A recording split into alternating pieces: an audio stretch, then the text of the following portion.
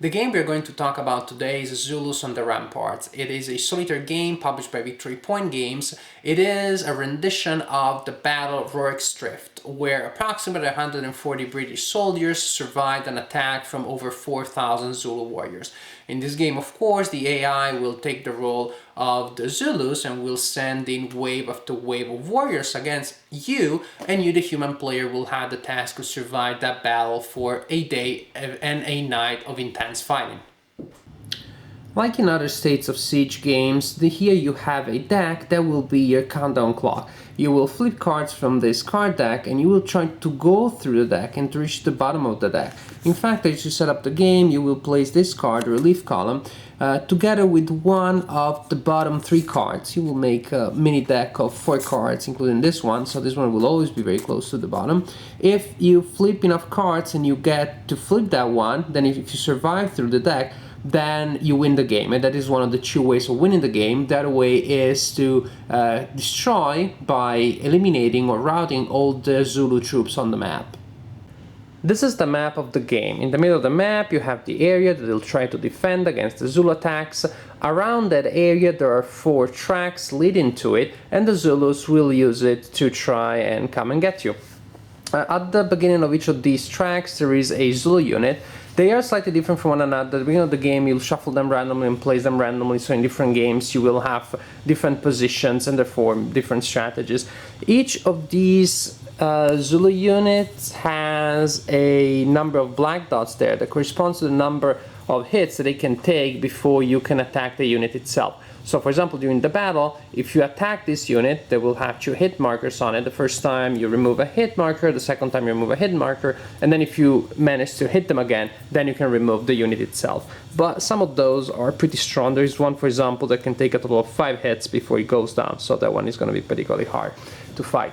If the Zulus manage to walk all their way through the place where the Zulu victory marker is, then they win the game, which of course means that you lose it.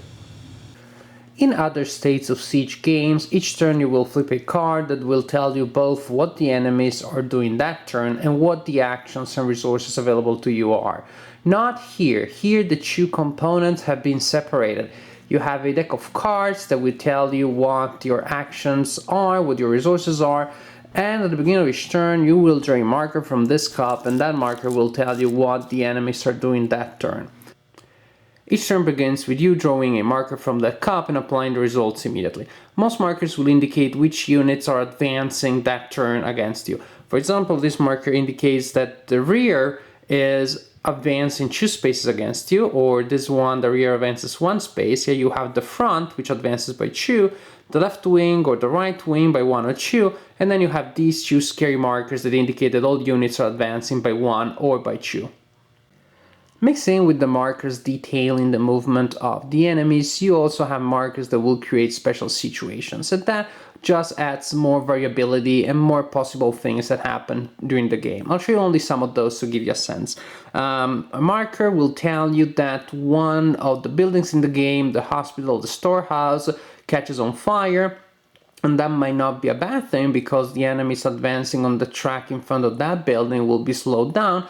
At the same time, you cannot fight through that building, so you have to wait until they're very close before you can attack them. This marker will make one enemy unit advance real fast, faster than usual. This marker will tell you that some enemy units that turn may retreat, which is a great thing, but some of the units might regroup or rally, which is not good at all for you. Washing of the Spears is a ritual of purification that the Zulus will execute that turn, and that also will slow them down. This Zulu Prince will bring in more reinforcements for the Zulus, so again, not good for you. Rifles overheat, very tricky. When you draw that one, you also draw another marker. If it's a marker that makes units advance, then the turn is resolved normally, but you have a penalty when you're attacking for that turn.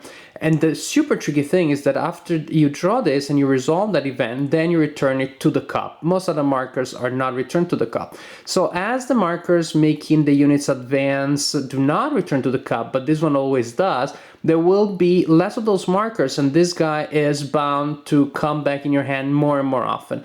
After the Zulus advance and or you resolve the special action for that turn, it is time for you to execute one action. There are cards that will allow you to do more than that, but in a standard turn you have only one action available to you. In order to execute actions, you need to use your cards, and you start with a hand of 3.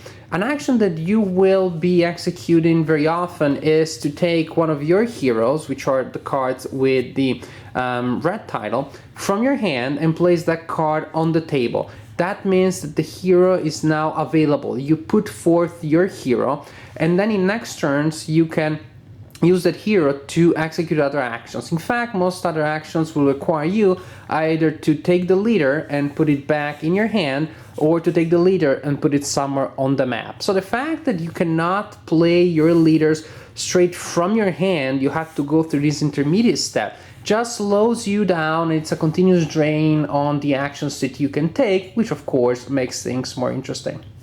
You start the game with an ammunition water low marker on the board, and as long as the marker stays there, you have a -1 die roll modifier during combat, which is pretty annoying for you. The way to get rid of that marker is to spend your action for that turn to return one of your leaders from the available space to your hand, and that allows you to remove that marker. Another action that you can do, and that you will want to do as soon and as often as possible, is to build barricades. To do that, you spend your action for that turn, you commit a lieutenant or a sergeant to that space on the board. For as long as you're building barricades, you cannot remove that guy.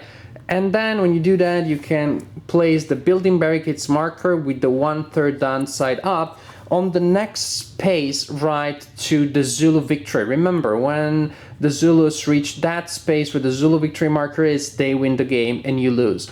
Then if later in the game, maybe next turn, or if you're busy fighting the enemies later, you can spend another action, and then that other action will allow you to flip the building barricades marker to the 2/3 side down.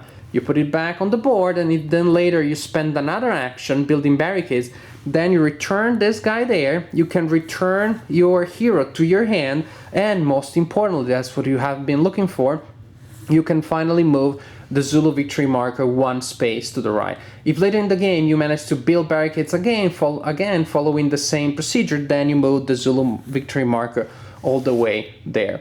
Which is very important because it does not only elongate the path that the Zulus have to walk through before they can reach you and they can win the game, but also, as you can see, the different Zulu tracks converge and then they become one in this last area. That means that you can create a sort of bottleneck situation if you manage to move your barricades back, because it can only be one Zulu unit in each of these spaces. So if there is a unit here, and other units are here and are instructed to advance, well, they just can't. They wasted their movement. They had to wait until this unit moves here. There are several other actions available to you, and I'm not going to cover them all, but now I'm going to talk about the very important one, which is to fire a volley at your enemy. To do so, you will spend one of these cards with the gray title, you discard it, it's gone forever, and you will roll a number of dice depending on the card that you use and the distance that you're firing at, depending if your target is in the box number 1 of their track, or number 2 or number 3. As you can see, different cards work better and give you more dice when you're firing at medium range, at long, at short range. This is flexible, but it's kind of like at every range. This card is very powerful, especially at close range, but you cannot fire it if the ammo low marker is in its box. And after you fire it, then you return the ammo low marker to its box, then you have to spend other actions to get rid of it. So you will have different types of volleys available to you in different parts of the game, and they might not always be the volleys that you want at that point. So there's some interesting strategy there. You will have to do some hand management to be able to have the right volleys at the right time. By the way, you can use your leaders also to fire volleys, and as you can see, they often have very good ones, but if you use them that way, then the leader is discarded and gone forever, which is really something you're trying not to do, because remember, you need your leaders to do things on the board. Also, leaders have heroic abilities, which are special actions that they can do, and these are free actions that you can do on top of the standard action you have every turn. Some of these actions you will activate by returning the leader from the available space into your hand, and some other free actions, the best ones of course, you will activate by discarding the leader forever. So in an ideal world, you will use your leaders only for actions on the board and possibly to try to exploit that on the table, back to your hand, on the table, back to your hand, for as many times as possible. However, there will be times where the situation is dire, the enemies are getting close, you do not have the right volleys to fire from other cards, then you have to sacrifice one of your leaders. After you execute your free actions and the standard action for the turn, then you have the option of drawing a card and add it to your hand. It is optional because even though it is true that the more cards you draw, the faster you go through the deck, the better chances you have to win by reaching the relief column card. At the same time, there might be cases where you want to slow things down in order to gain more points. It depends on the situation on the board. So whether you draw a card or not, then next you have the option of deploying one of your leaders to put him forth and make him available for free. And after that, the turn is over and you're back to the Zulu Cup.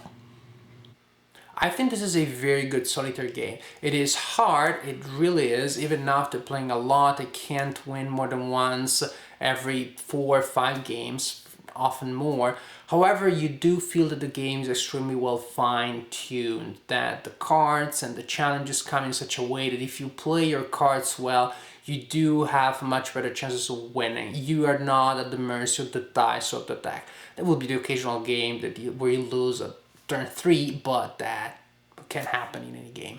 I really like the fact that you have so many options of things that you can do, that your heroes can be used for standard actions, for special actions, can be discarded for volleys. It really gives you a lot of strategies you can create around them, and when you decide to sacrifice one of them for a volley or for a special action, you know it is a big important decision that might affect the rest of the game. It is gonna be tough, which is what you want, of course, in a solitaire game.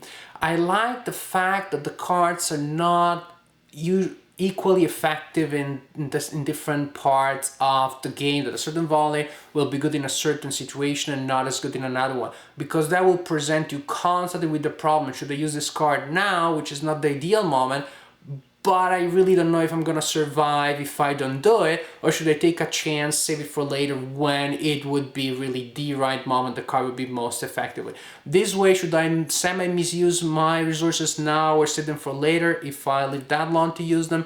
That is the #1 dilemma that I have when I play this game, and I like to have that dilemma, and to me is one of the things that make the game more interesting. I like the combat system, it's very fast, it's brutal, it is satisfying. This is just a fun game. I cannot think of anything wrong about it really. It's all a solitaire game, a siege should be. It is just that tense, that exciting. Am I going to say that this is my new favorite game in the States of Siege series? Yes, I think I'm going to. It is.